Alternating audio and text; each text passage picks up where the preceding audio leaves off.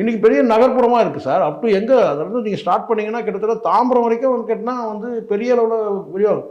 அப்போ தாம்பரம் எப்படி இருந்திருக்கும்? 30 ஆண்டு காலத்துக்கு முன்னாடி எப்படி இருந்திருக்கும் தாம்பரம்? 40 வருஷத்துக்கு முன்னாடி எப்படி இருந்திருக்கும்? மீனம்பாக்கம் அந்த ப்ராஜெக்டே வரும்போது விமான நிலையம் அமைக்கும் போது எப்படி இருந்திருக்கும்? வெறும் கார்மேடாக இருந்திருக்கும். இன்றைக்கி அது அப்படியே ஆயிடுச்சு. இப்போ மறுபடியும் இன்னொரு இடத்துல பார்த்தீங்கன்னா இருக்கிற கழனி காட்டை தான் கடந்து இவங்க போக வேண்டியது இருக்குது. வேறு எங்கேருந்து வரும்? ஆகாயத்தில் அமைக்க முடியும் விமான நிலையம் எப்படி பூமியில் தான் அமைக்கணும். அப்போது எப்படி வைக்க முடியும்? அப்போ வேறு. அதனால தான் சொல்கிறேன், வளர்ச்சின்றது கொஞ்சம் வேதனை தரக்கூடியதாக தான் இருக்கும்.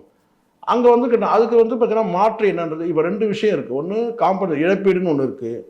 அந்த இழப்பீடை தாண்டி உண்மையிலே வலிக்கும்.